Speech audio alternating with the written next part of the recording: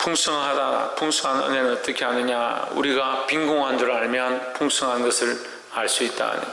우리가 부유하다 생각하면 이 세상에 부유한 것들로 나를 채워서 하나님의 채워주심을 볼 수 없는 것이 당연한 거다. 그 세상 사람들이 똑같은 시각으로, 믿는 사람들이 세상 사람과 똑같은 시각으로 내 삶이 풍족하다, 내가 이렇게 살아가는데 아무 지장이 없다, 내가 하나님 없어도 사는데 뭐가 문제냐, 하나님 예배하지 않아도 괜찮고 하나님 나오지 않아도 문제가 없다라고 생각하는 그 생각들이 결국 자기 스스로를 풍성하다 생각하는 겁니다. 그러니까 하나님의 은혜를 볼 수 없는 거죠. 하나님 은혜가 없어도 괜찮고, 기도하지 않아도 괜찮고, 찬양하지 않아도 괜찮고, 예배하지 않아도 살만하다. 왜냐? 내가 그대로 또 사는데 뭔 지장이 있나? 자기 스스로 풍성한 거예요. 자기 스스로 충분하다 생각하는 거예요. 그러니까 회개할 것도 없고 하나님을 돌이킬 것도 없고, 하나님 은혜가 풍성하고 하나님 긍휼이 풍성하고 하나님 자비가 풍성한데 왜 나 스스로 내가 풍성하다 생각하냐? 풍성하다 생각하니까 받을 은혜가 없네. 이 하나님의 사랑을 볼 수 있기를 주의 이름으로 축복합니다. 그래서 먼저 나를 비워야 하고 먼저 내가 죽어야 살 수 있는 것이 하나님의 비결이다. 1장 12절에 나를 능하게 하신 그리스도 예수 우리 주께 내가 감사함은 나를 중승되이 여겨 내게 직분을 맡기심이니 했습니다. 나를 능하게 하신 그리스도 예수다. 이 사도 바울의 이 능력은 어디서 왔느냐? 그리스도 예수에게서 왔다. 우리도 우리의 능력이 어디서 왔냐? 우리의 재능이 어디서 왔냐? 예수 그리스도에게서 왔다. 그럼 지금 나의 풍성함은, 나의 풍족함은 어디서 왔느냐? 예수 그리스도에게서 왔다.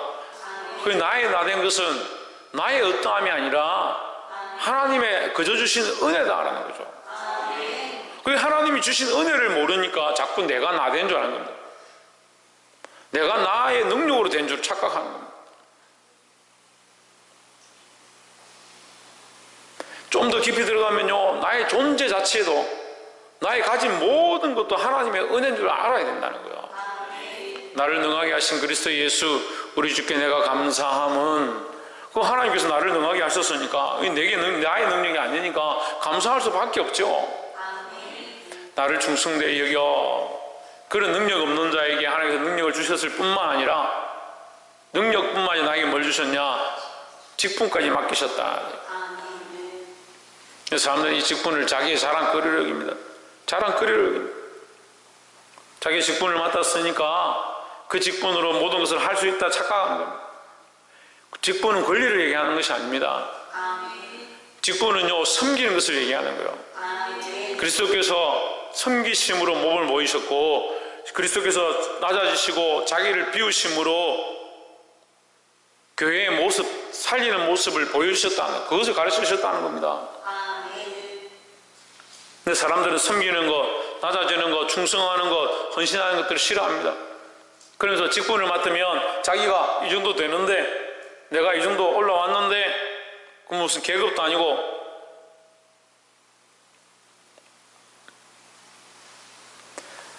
내게 능력을 주신 것도 하나님의 은혜고 내게 이 직분을 맡기신 것도 하나님의 은혜다 하는 거예요. 13절에 내가 전에는 해방자요 핍박자요 박해자요 폭행자였으나 도리어 긍휼을 입은 것은 했습니다. 그러니까 내게 능력을 주시고 내게 직분을 맡긴 것이 뭐냐? 긍휼이다.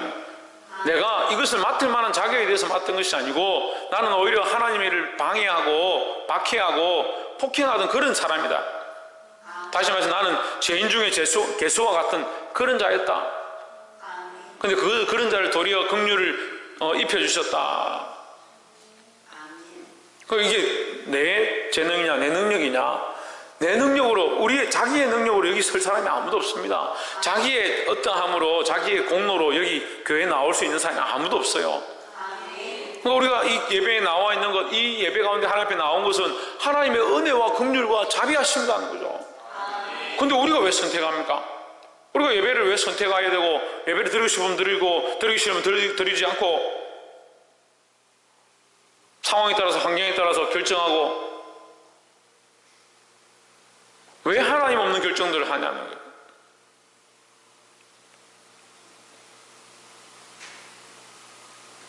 믿음이 없는 것들을 결정하고 믿음이 없는 생각들을 생각하면서도 그것이 옳다라고 계속 주장하는 겁니다. 여러분, 다른 것과 우리가 싸울 필요 없어요. 다른 것과 싸울 필요가 없습니다. 교회에 사람이 오지 않는 것 때문에 여러분 고민하십니까?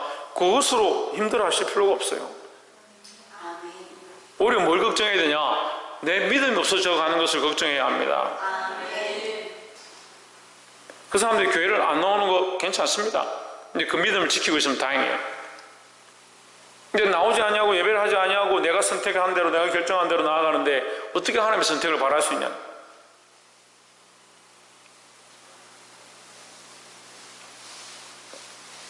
함께 끼어서 그들이 믿음을 회복하도록 하나님 원하시는 것 선택하도록 힘써야 된다는 겁니다. 도리어 긍휼을 입은 것은 내가 믿지 아니할 때에 알지 못하고 행하였음이라 했습니다. 내가 믿지 않을 때 이런 폭행자요, 비방자요, 박해자요, 하나님 일을 방해하던 자다. 근데 그런 자에게 하나님께서 긍휼을 베푸셔서 맡겨주셨다. 그러니까 우리는 뭘 기도해야 됩니까? 우리 안에도 이런 연약한 자들이, 이런 믿음 없는 자들이 할 수만 있으면 하나님이 돌아오고 하나님의 긍휼을 알 수 있도록 기도해야 될 것입니다. 그러니까 우리가 아는 사람들, 여기 그래도 나와 있는 사람들은 뭐하냐? 기도하고. 할 수만 있으면 나오지 않은 자들은 나올 수 있도록 힘써야 된다는 거예요. 14절에 우리 주 연애가 그리스도 예수 안에서 있는 믿음과 사랑과 함께 넘치도록 풍성하였도다 하십니다. 내가 지금 이렇게 있는 모든 것은 그리스도의 은혜다. 그러니까 그 은혜가 어떻느냐? 너무 셀 수 없이 넘친다. 그리스도의 그 은혜와 믿음과 사랑이 셀 수 없이 풍성하여서 넘쳐 흐른다. 넘쳐 흐른다. 내가 정말 죄인이고 나는 가능성이 없는 자인데 내게 이 일을 맡겼으니까, 내가 가능성이 좀 있는데 하나님 맡기셨으면 그래도 감사하구나 생각하겠지만, 나는 전혀 가능성이 없는데 하나님께서 은혜를 더하셔서 내게 이것을 맡기셨으니까 그 은혜가 넘치는 거죠. 그러니까 우리가 죄인인 줄 알고 죽을 수밖에 없는 자인 줄 알아가면 알아갈수록 하나님의 은혜가 넘치는 거예요. 근데 왜 하나님의 은혜를 잊어버리냐? 자꾸 착각하기를, 하나님 전에 같은 은혜를 내게 왜 안 주시나? 내가 열심을 안 해서 그런가? 내가 옷을 깨끗이 안 입어서 그런가? 내가 일찍 와서 준비 안 해서 그런가? 그런 생각할 게 아니라, 내가 낮아지면 낮아질수록, 내가 죄인됨을 알면 알수록, 나의 부족함을 발견하면 발견할수록 하나님의 풍성한 은혜를 발견하는 거예요. 그래서 지금 내가 이렇게 있는 것, 내가 나와서 예배할 수 있는 것, 내가 하나님 만날 수 있는 것이 하나님의 풍성하신 은혜다. 이 은혜를 볼 수 있기를 주의 이름으로 축복합니다. 15절에 밑보다 모든 사람이 받을 만한 이 말이여, 그리스도께서 죄인을 구원하시려고 세상에 임하셨다. 밑보다 모든 사람이 받을 만한 말이 뭐냐? 그 말이 그리스도 예수께서 죄인을 구원하시려고 세상에 임했다, 오셨다. 이 말씀이 밑보다 믿을 만한 말이다. 참 진실한 말이다. 모든 사람이 믿을 만한 말이다. 모든 사람이. 그러니까 그리스도 예수께서 죄인을 위하여 구원하시기 위해 이 땅에 오셨다는 그것을 믿는 것은 누구에게 한정되었고 누구만 믿어야 되고 그런 것이 아니라 모든 사람에게, 모든 사람이 믿을 만한 말씀이다 라는 거죠. 이게 뭡니까? 이게 복음입니다. 이게 복음이에요. 다른 게 복음이 아니에요. 그리스도 예수께서 죄인을 위하여, 죄인을 구원하시려 세상에 오셨으니까 그를 믿으면 누구나 구원을 얻는다라는 거죠. 이게 복음이다. 이게 복음이라는 거죠. 여기다 왜 다른 사람을 자꾸 집어넣습니까? 그러니까 이단이죠. 이만희를 집어넣고요, 다른 사람들을 집어넣고요, 집어넣다 안 되니까 교회 목사도 집어넣고 장로도 집어넣고 군사도 집어넣고. 사람이 끼울 자리가 아니에요. 그리스도 예수밖에 없는 거예요.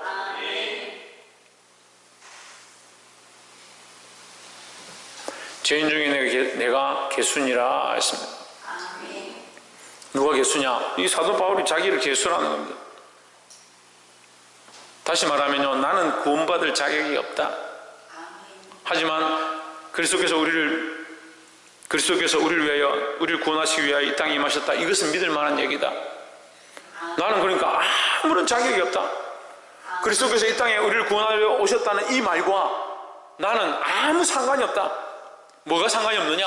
나는 그리스도께서 이 땅에 오셔서 구원하시는 이 일에 1.1핵도 먼지 한 톨도 기여한 바가 없다. 그럴 자격도 없다라는 거죠. 구원의 일은요 전적으로 하나님이 하신 일이고요, 구원의 일은요 전적으로 그리스도께서 이 땅에 오셔서 이루신 것입니다. 그러니까 사도 바울, 나는 아무런 자격이 없다. 나는 오히려 죄인 중에서도 가장 악랄한 괴수다. 그러니까 나의 어떠함으로 사람을 구원하거나 나의 어떠함으로 이 직분을 맡았거나 나의 어떠함으로 이 복음을 전하는 것이 아니다. 오직 믿을 만한 분은 예수 그리스도밖에 없다. 그러니까 예수 그리스도를 나는 전할 수밖에 없다. 그러니까 내가 맡은 직분도 하나님의 은혜고, 내가 이 일을 감당하는 것도 하나님의 은혜고, 이 자격 없는 괴수 같은 자에게 이 거룩한 일들을 맡기셨다는, 이게 신앙의 고백인 거죠. 근데 참 인간들은요 조금만 괜찮고 조금만 은혜 받으면 교만해져요. 교만도 이 병이에요. 병, 심각한 병이에요.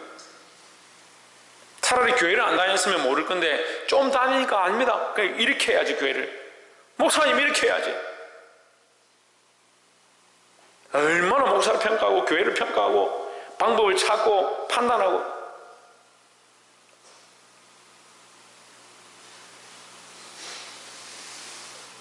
제가 보니까요 차라리 모르는 사람들은 괜찮아요. 교회 처음 나온 사람 차라리 괜찮아요. 좀 다닌 사람들은 다 방법, 작년에 이랬는데 올해는 왜 이러냐, 재작년에 할 때는 이렇게 하던데 올해는 왜 이렇게 하고. 그 교회는 점점 뭐가 없어져요? 죄인이 자꾸 없어져요. 자꾸 뭐가 생깁니까? 의인만 자꾸 많아지는 거예요. 그럼 만약 이 시대에 예수님 오시면 그러겠죠. 나는 죄인을 부르러 왔노라 하는데 죄인이 아무도 없는 거예요. 다 자기 의로움대로 사는 거예요.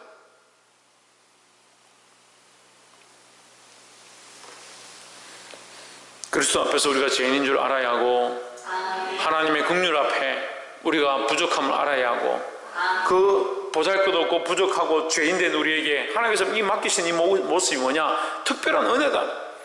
찬양 인도를 하든 기도를 하든 이 봉사의 사역을 하든 어떤 일을 맡았든 그것이 하나님께서 내게 맡기신 귀한 일이다. 왜요? 자격이 없는 우리에게, 죄인된 우리에게 이 일을 맡겼으니까, 이 복음의 이 귀한 일을 맡겼으니까, 우리가 이 복음에 전혀 기여할 수 없는데 우리에게 이 귀한 일을 맡겼으니까 이것이 하나님의 은혜요 긍휼이다라는 거예요. 늘 깨달아 알게 되고 보게 되기를 주의 이름으로 축복합니다. 16절, 그러나 내가 긍휼을 입은 까닭은 예수 그리스도께서 내게 먼저 일체 오래 참으심을 보이사 후에 주를 믿어 영생 얻는 자들에게 본이 되게 하려 하심이라 하십니다. 자, 이 일체 오래 참음을 보이셨다. 이게 긍휼이죠. 긍휼, 오래 참으심이. 하나님께서, 그리스도께서 누구에게 참았냐? 내게 참았다. 왜 내게 참으셨냐? 기다리셨다. 왜 기다리셨냐? 나를 구원하시려 기다리셨다. 나를 구원하시려 기다리셔서 이 죄인된 괴수를 구원하셨다. 이게 간증인 거죠. 지금 사도 바울이 간증인 거죠. 나는 죄인 중에 괴수고 가능성이 없었고 해방자고 핍박자고 폭력자인데 나를 불쌍히 여기셔서 그리스도께서 내게 오셔서 이 구원의 말씀을 해주시고 길이 참으시고 참으셨다. 그것으로서 나를 구원하셨다. 이게 신앙의 고백인 거죠. 그렇게 하셔서 뭘 하기 원하냐? 내가 구원의 일을 하기 원한다는 거예요. 나로 구원의 일을 하게 하셨다. 이게 직분이에요. 이게 맡기신 거예요. 그럼 직분은 뭐냐? 교회 맡은 게 뭐냐? 구원의 일을 위해서 했다는 거예요. 구원의 일을 위해서. 맡은 자들이 뭘 해야 되냐? 생명 살리는 걸 위해서 죽도록 충성해야 되는데 요즘은요 교회들이 성도들이요 이게 생명 살리는 걸 위해서 죽도록 충성하는 게 아니고요 자기 자존심 살리려고 죽도록 충성하는 거예요. 뭘 하고 있는지 모르는 것 같아요. 뭘 하고 있는지.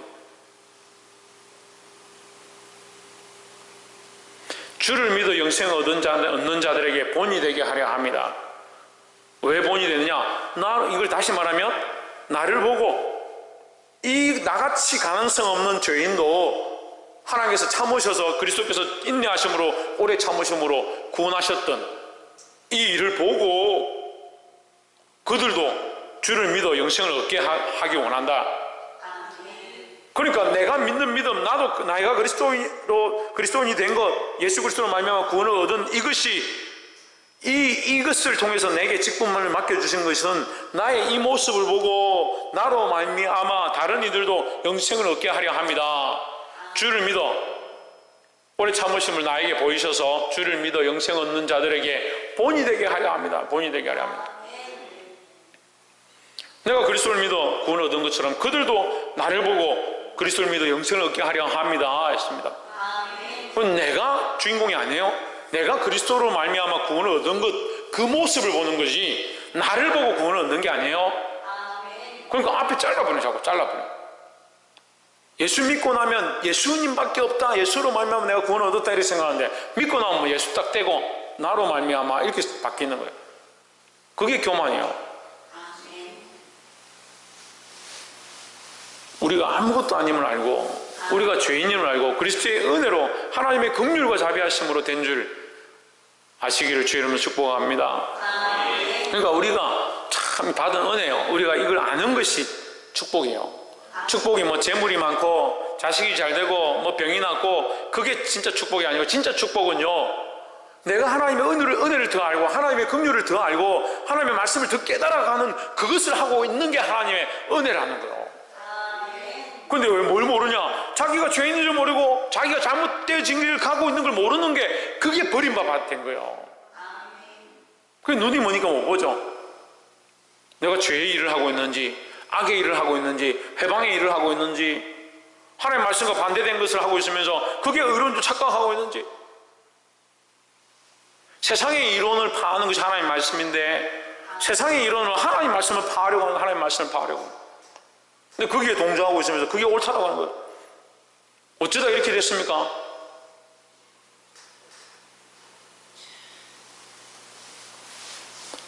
(16절에) 그러나 내가 긍휼을 입은 까닭은 17절 영원하신 왕 곧 썩지 아니하시고 보이지 아니하시고 홀로 하나이신 하나님께 존귀와 영광이 영원 무궁토록 있을지어다. 아멘 했습니다. 영원하신 왕 곧 썩지 아니하시고 했습니다. 썩지 아니하시고라는 말은 육체를 가지고 있는 존재가 썩지 않는다 그렇게 표현하죠. 근데 이 말씀에는 하나님은 보이지 않는데 보이지도 않고 썩지도 않는다, 이게 앞뒤 말이 안 맞아요. 앞뒤 말이 안 맞아요. 하나님은 보이지 않는데 썩지 않는다. 보여야 썩지. 하나님 보이지도 않고 썩지도 않는다. 하나님 영원하시다. 변하지 않는다. 할렐루야. 그런데 여기 썩지 아니하고를 왜 넣었을까 제가 고민을 해봤어요. 영원하신 왕 곧 썩지 아니하고, 우리의 소망은 썩는 데 있는 겁니다. 그런데 하나님의 바라보시는 것은 썩지 않는 데 있다. 하나님은 썩지 않는 분이다. 우리가 그 하나님을 바라봐야 되고요, 보이는 이 썩어질 소망에 소망을 두지 마라, 마음을 두지 마라는 거예요. 더 나아가서요, 이 썩지 아니함은 우리에게 좀 더 분명한 것을 보여주는 거예요. 하나님은 영존하신다, 실제로 계신다. 썩지 아니하고라는 것은 실존적인 존재를 얘기하는 거예요. 실존적인 존재니까 썩지 아니하고라는 거예요. 보이지 않지만 썩지 않는 존재다. 너희가 믿는 하나님 보이지 않지만 그거는 실존적인 것으로 느끼기 힘들잖아요. 그렇지만 썩지 아니하고라고 표현할 만큼 하나님은 실존하신다는 거예요. 세상 사람들은 하나님 안 보인다, 어디 하나님이 보이냐라고 하지만 우리는 그 하나님 바라보고 그 하나님 내 앞에 계시고 나와 함께 하시고 나와 동행하고 있다는 사실을 믿는 거예요. 그러니 실존하시는 영존하시는 하나님을 자꾸 잊어버리는 거예요. 그러니까 하나님 떼고 얘기하는 거예요. 얼마나 자신감이 넘치는지 걱정스러워요. 성도들이, 직분을 맡은 사람들이, 하나님의 이 믿음의 일들을 감당해야 될 사람들이 하나님 없는 말들을 너무 자신있게 말하면서 그게 하나님 위한 말인 것처럼 착각하고, 그게 실존적인 신앙을 잊어버린 거예요. 지금 하나님이 여기 살아계시고 내 앞에 있다는 것을 잊어버린 거예요. 그게 부끄러운 게 없는 거죠. 두려운 게 없는 거죠. 그러니까 어떻게 합니까? 각기 따라합시다. 각기 자기 소견에 옳은 대로 행한다. 각자 자기 소견에 옳은 대로 행하는 겁니다. 자기가 옳다고 하는 대로 가는 겁니다. 홀로 하나이신 하나님께 존귀와 영광이 영원 무궁하도록 있을지어다. 18절에 아들 디모데야 내가 내게 이 교훈으로서 명하노니 했습니다. 아들 디모데는 하나님 말씀을 교훈받은, 하나님 말씀을 양육받은 디모데야, 하나님 말씀으로 자라난 디모데야, 내가 내게 이 교훈으로서 명하노니 전에 너를 지도한 예언을 따라 그것으로 선한 싸움을 싸우며 했습니다. 너는 선한 싸움을 싸워야 된다. 영적 싸움을 싸워야 된다. 무엇으로 싸우냐? 하나님 말씀으로 싸워야 된다. 내가 그리스도 안에서 너를 낳았다. 어떻게 낳았냐? 말씀으로 낳았다. 너는 무엇으로 싸워야 되냐? 내게 배운 말씀으로 싸워야 한다. 이 시대가 악합니다. 우리에게 선한 싸움을 요구하십니다. 하나님께서 선한 싸움을 싸울 것들을 가르쳐 주십니다. 무엇으로 싸우냐? 말씀으로 싸우는 거예요. 말씀으로. 내 생각으로 싸우는 게 아니에요.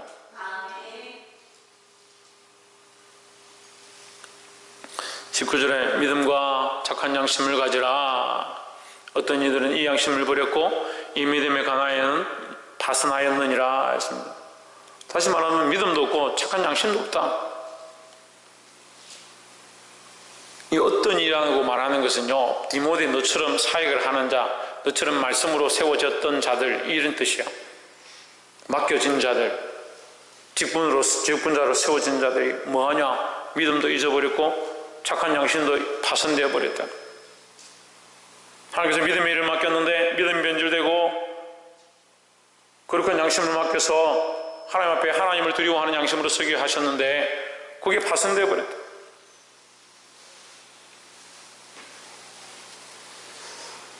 그럼 우리는 파손되는 걸 보는 게 아니고요, 믿음과 착한 양심을 가지는 것을 봐야 됩니다. 아멘. 믿음과 착한 양심으로 그리스도 앞에 서 있기를 주의 이름으로 축복합니다. 아멘. 20절에 그 가운데 후메네오와 알렉산더가 있으니 있습니다. 그 20절을 왜 기록하느냐? 19절에서 얘기했죠.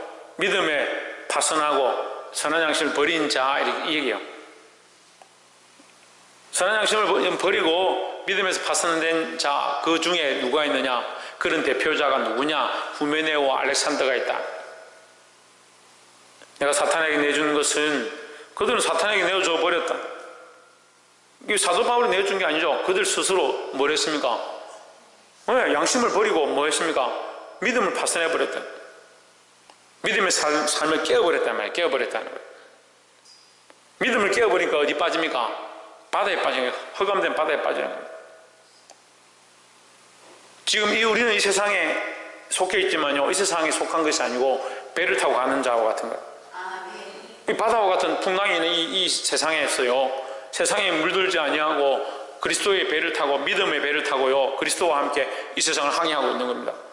그런데 믿음으로 이걸 깨버리면 어떻게 됩니까? 물에 빠지는 겁니다. 그럼 믿음에서 파선하는 모습이다.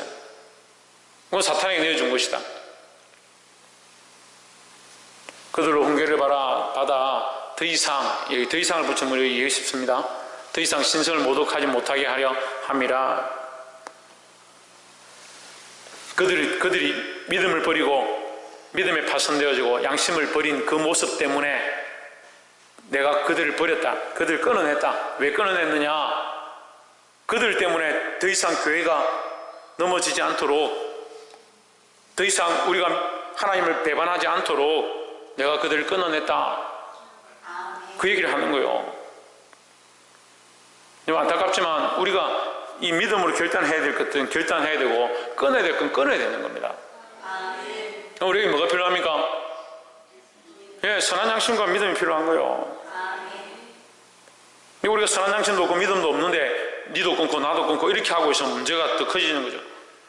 하지만 우리가 그리스도 앞에 죄인 줄 알고 하나님의 긍휼을 구하는 자리 가운데 와 있고 이게 이 항해가 바른 길 가운데 나아가야 되는데 지금 닻이 걸린 배처럼 세상에 여러 가지 유혹들이 우리를 끌어당기고 믿음에서 파산한 자들이 생기면 그들을 할 수만 있으면 믿음 안으로 끌어들여야 되지만 그렇지 않을 때는 어떻게 되냐? 끊을 수 없고 버릴 수밖에 없는 거예요.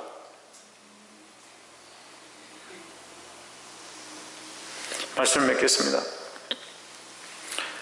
하나님의 은혜는요, 풍성한 은혜입니다. 왜 풍성한 줄 모르냐? 왜 하나님의 사랑을 잊어버리냐? 내가 잘난 줄 알고 내가 다 한 줄 착각하니까 그렇습니다.